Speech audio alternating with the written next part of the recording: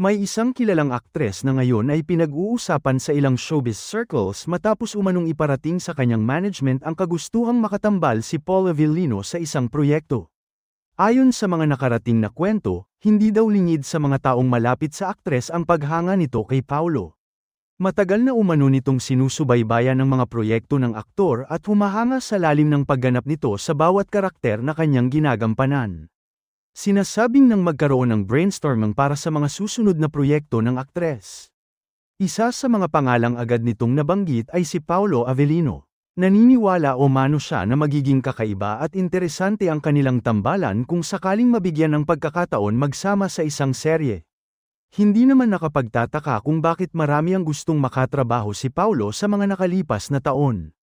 Napatunayan na niya ang kanyang husay bilang aktor at nakabuo ng matagumpay na chemistry sa iba't ibang leading ladies na kanyang nakasama sa trabaho.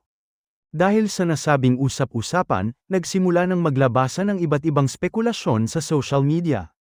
Maraming netizens ang nagtatanong kung sinong aktres na tinutukoy, habang ang iba naman ay nagbibigay na ng kanilang hula batay sa mga pahiwatig na umiikot online.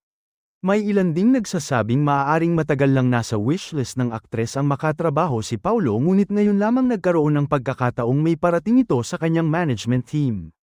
Sa kabila ng mga haka-haka, nananatiling tikom ang bibig ng magkabilang kampo.